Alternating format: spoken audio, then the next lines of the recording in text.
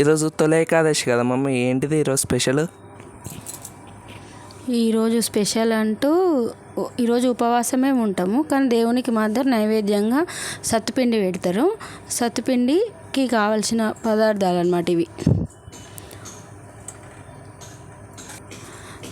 సత్తుపిండికి బియ్యము, శనగపప్పు, బెల్లము, ఖర్జూర పళ్ళు, ఎండు కొబ్బరి, యాలకులు, నెయ్యి, ఇవి కావాల్సిన పదార్థాలేమో ఇవి.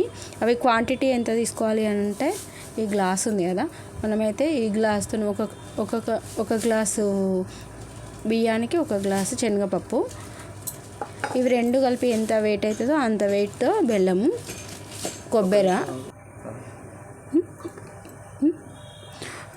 కొబ్బరి, ఇలాచీలు, నెయ్యి. ఇవి ఫస్ట్ ఏం చేయాలంటే, ఒక గ్లాస్ బియ్యాన్ని మంచిగా ఈ కలర్లోకి వచ్చేట్టుగా వేయించుకోవాలి. తర్వాతకి శనగపప్పుని కూడా ఈ కలర్లో వచ్చేటట్టుగా వేయించుకోవాలి. బెల్లాన్ని తురుముకొని పెట్టుకోవాలి.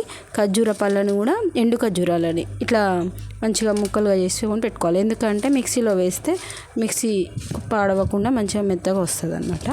కొబ్బరిలో చిన్న చిన్న ముక్కలు కోసి పెట్టుకోవాలి. ఈ 4 కలిసి మిక్సీకి వేసి జల్లెడ పట్టుకున్నాక వచ్చిన పౌడర్లో ఇలాచీ పౌడరు, నెయ్యి వేసి కలపాలి. ఇదే ఇలా పౌడర్ వస్తుంది కదా, ఆ పౌడర్ మొత్తాన్ని మంచిగా నెయ్యి వేసి యాలకుల పొడి వేసి కలుపుకున్న తర్వాత దీన్ని మంచిగా దేవుడికి నైవేద్యంగా పెట్టాలి.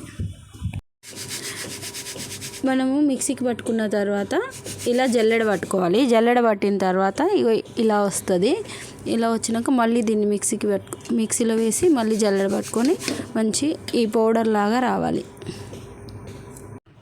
వేయించుకున్న శనగపప్పు, బియ్యాన్ని మిక్సీలో పట్టాలి. మిక్సీ పట్టిన తర్వాత మళ్ళీ కొబ్బరి, ఇలాచీ పౌడరు, ఖర్జూరాలు, నెయ్యి వేసి మళ్ళీ మిక్సీ వేసుకోవాలి. ఈ 3 అన్ని ఫస్ట్ మిక్సీలో వేసిన, సెకండ్ మిక్సీలో వేసిన వాటిలో బెల్లం వేసి మళ్ళీ ఒకసారి మిక్సీలో వేసి మంచిగా కలుపుకోవాలి. ఇలా ఏకాదశి సత్తుపిండి రెడీ అవుతుంది.